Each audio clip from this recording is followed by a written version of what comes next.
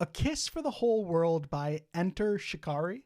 This is the English outfit's 7th studio album, releasing April 27th via SO Recordings and Ambush Reality. A Kiss for the Whole World consists of 12 tracks, clocks in at about 34 minutes, and, of course, is the much anticipated follow-up to 2020's Nothing is True and Everything is Possible LP. Before we dive into our feelings about this album, I just kind of wanted to set a bit of an understanding as to what this album is from the vocalist's words themselves about its creation. So, and I quote, "Back to basics, this band, my best friends, bundled into an old farmhouse miles away from anywhere, off-grid, and ready to rediscover ourselves. This album is powered by the sun, the most powerful object in our solar system. And I think you can tell. It's a collection of songs that represent an explosive reconnection with what Enter Shikari is, the beginning of our second act," end quote. And to clarify what Reynolds means here is that this album was literally powered by solar power in that farmhouse. I don't know if you saw that bit of information. This is so fucking, you have no idea how fucking fascinating it is, because I did not read any of this prior, but I have a take that I wrote that is so similar to this. That's and fucking it's cool. So wild that like I came so close. I flew so close to the sun with this one.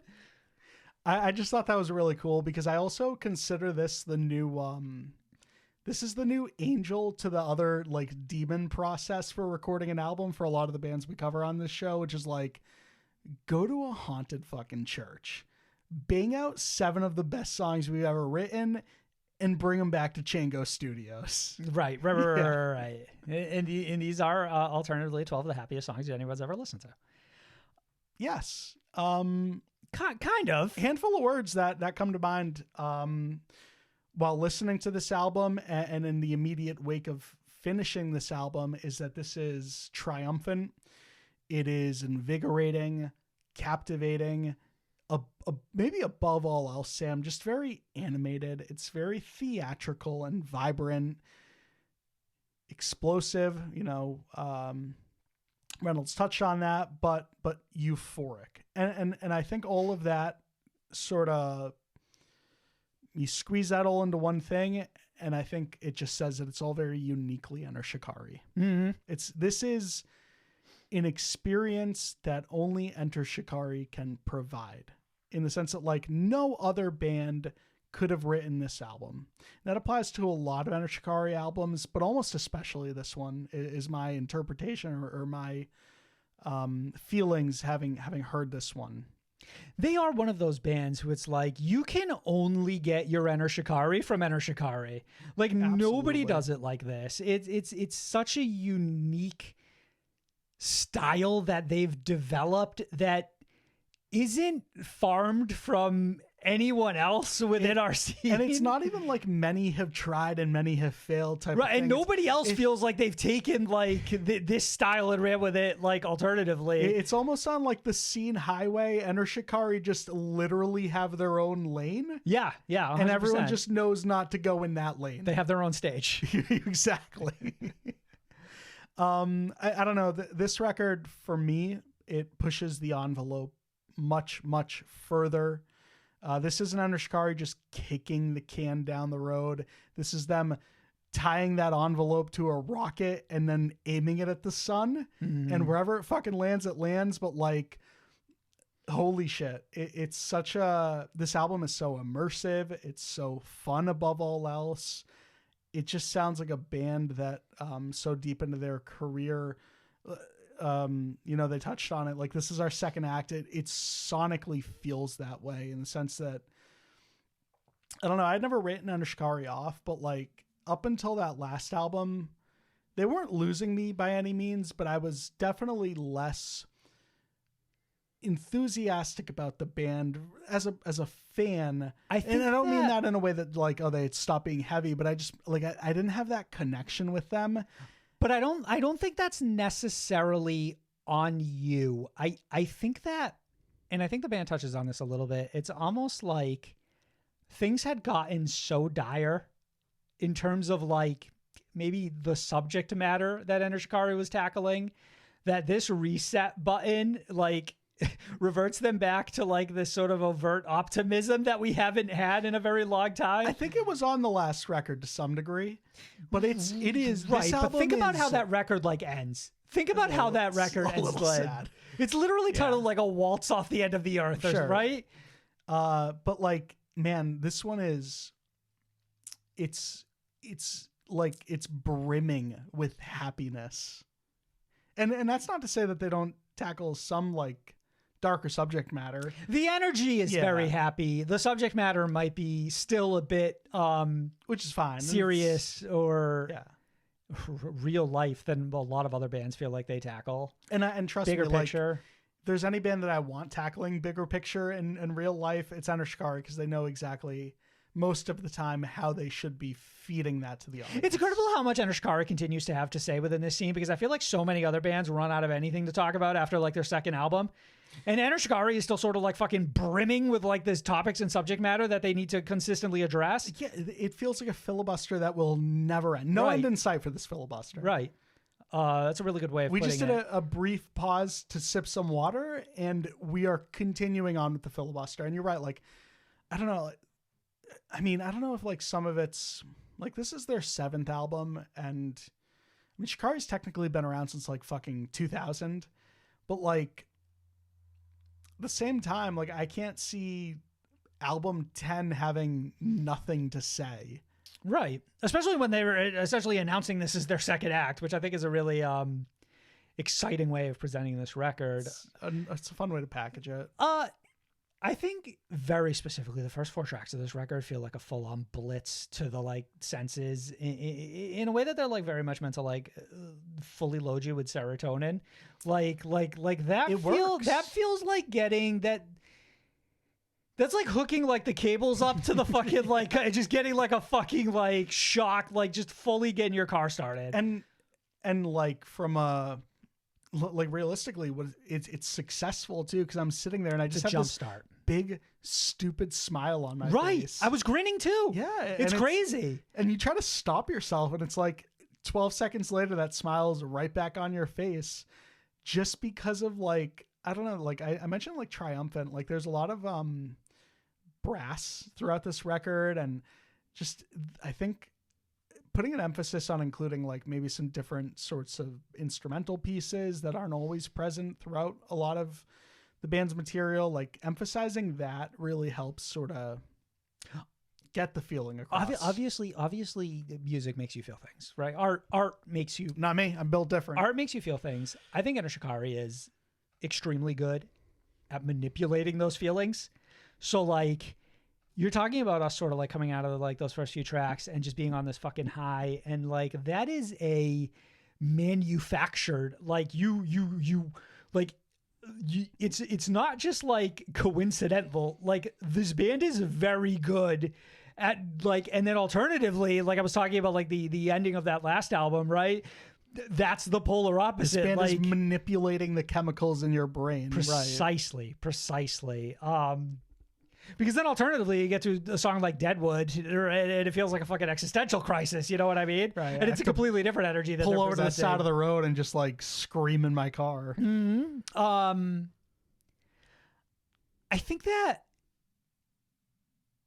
what I took away from this album, and like I mentioned earlier, it's crazy kind of saying it, is that Enter Shikari, and I wrote this down before you read off like that quote at the top. For me, they feel like energy for the soul, and every few years they come back and they kind of like fill it up and top it off, and it's just enough to get you by until that next album comes out. And they're very uniquely like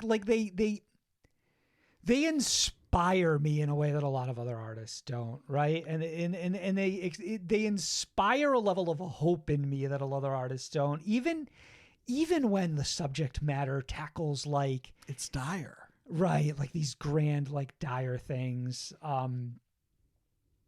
And more than ever, this record in particular feels like it's meant to help carry me forward. Like Enter Shikari's there to be like a hand like on my back to like keep pushing me onward and upward. You know what I mean? Another interesting thing that I read, or an interesting thing that I actually read before this album, and Ro did an interview and said something along the lines of not wanting to be the band, not wanting to like repeat themselves. And my initial read of that was the same thing I kind of get from every band that started heavy, which was like, please, y'all, I just don't want to write breakdowns till the end of time. Like, I want to write a different song. Right. Let me do different things. But I think that's a bit of a misread on my part, because it's almost like, in reality, what this is saying is that we don't just want to be like, things are bad and they're getting worse and the government's corrupt and the fucking world is burning. Play it. God. Play 30 Seconds to Mars. But alternatively, all of those things are happening, yes, but that doesn't mean it's all over, right? Like, we're still here, the Twitch video, and we're still pushing forward. You know what? Like, there's something here to Enter Shikari's attitude that feels a little different than the last few albums, right? Maybe a little more like those first two, and we've kind of like done a really good job of like not just like mixing a variety of sounds that encompass what Enter Shikari is, but also a variety of feelings and emotions that encompass what Enter Shikari is. And it's weird because in a sense, I really like that this album's positive, but I'm not going to lie that like I get to the last track and it just does not feel like it carries the weight that I expect from a closer from Enter Shikari. Like that felt like uniquely like a letdown with this album, even though I feel like every point leading up to it set me up for this, and I was still kind of like caught off guard and underwhelmed. It's weird. So I do agree in that it's almost like an aspect that I don't let them get away with changing. Like in all the other ways that they are different, I'm like, this is fine and I'm into it. But in this one particular, I'm like, I was uniquely let down by it.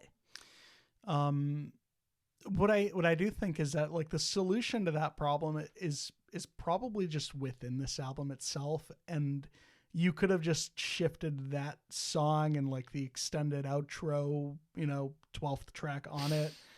But then it doesn't feel like it's staying true to the album. Like I feel like the album I'm being presented is the vision.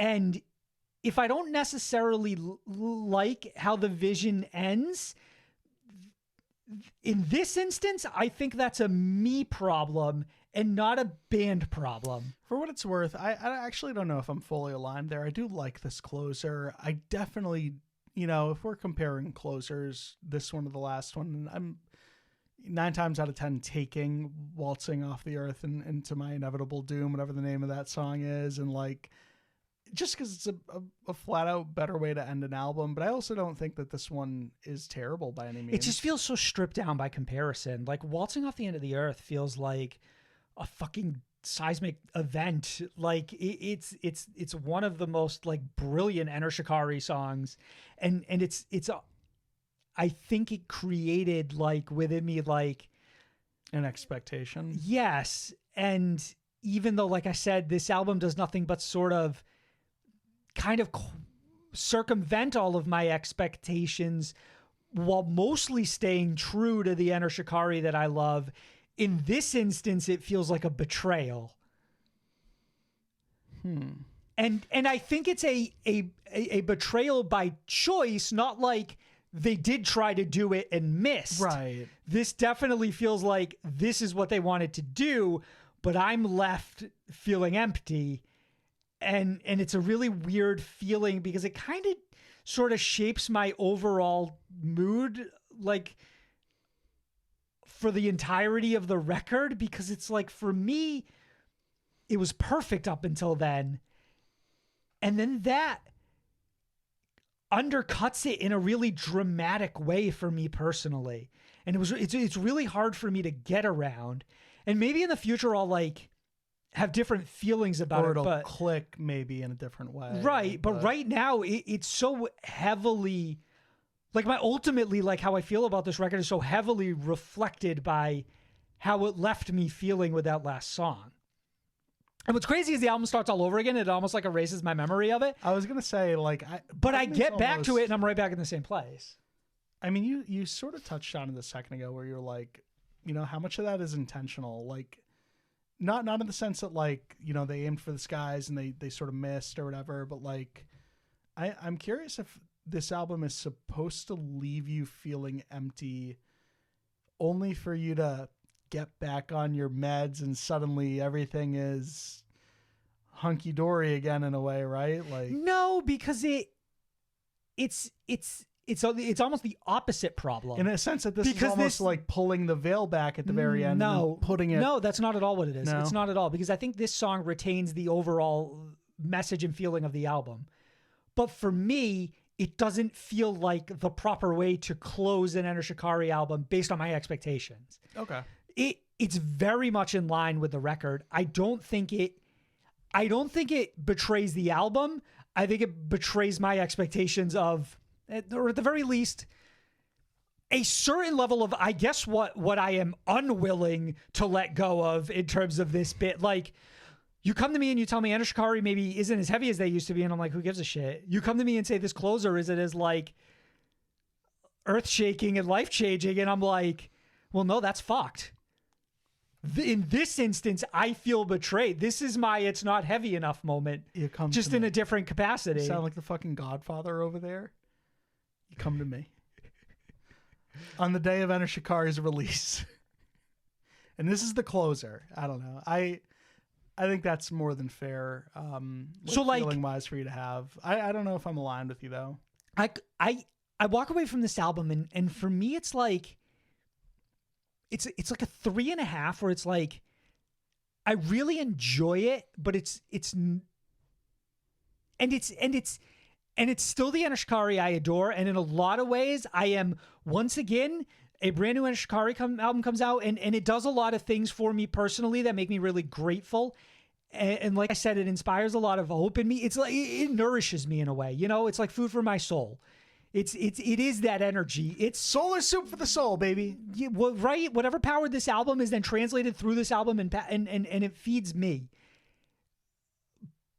But I'm so weirdly betrayed by the end of it that it really shifts and it really shapes how I ultimately walked away feeling about this album.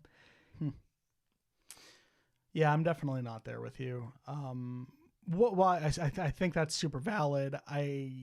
I'm ultimately maybe look like the approach is a little bit more surface level. And it's like, is this a really great album that Enter Shikari threw together? Hell yeah, it is. Can I hear how much fun they're having with most of it? Yes, I can. Does it make me excited about Enter Shikari again? Absolutely. Without a doubt. It's one of the best Enter Shikari albums I've heard so far, in my opinion. And for that reason, I think I'm probably a firm 4.5 on this one. That's good to hear, honestly. Because it sounds like maybe alternatively, I'm a little higher on that last album than you are.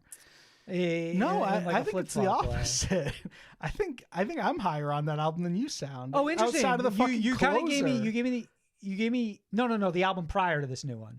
Yeah, nothing. Oh, really? You kind of gave me the impression that you had sort of lost your. No. Well, I think the point I was trying to make was that like, I almost don't agree with Enter Shikari in that this is the start of the second act. It almost feels like that was the start of the second act, and that's really when I started paying real close attention to Shikari again, when I had, I hadn't fallen off, but like those, I can't even remember the names of the albums. The one with like the clock, like the Star Trek stand thing. I don't even know what the fuck that thing is called. I'm immensely disappointed in myself that I can't. Right. The Spark. Yeah. And like, I'm immensely proud of myself, actually, that I maybe do. the album that came before that, even though it has like some great songs on there, like Anesthetist. Was that Anesthetist? True Color? Every Colors? No. True Color? Colors? No. Fuck.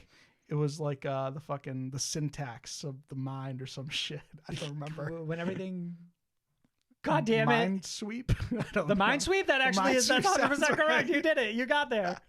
And then like I think that last album comes around and I'm like, holy shit, I love Shikari again. Like not like Enter Shikari's a great band, like, oh, Enter Shikari's like quite possibly like a favorite band of mine again.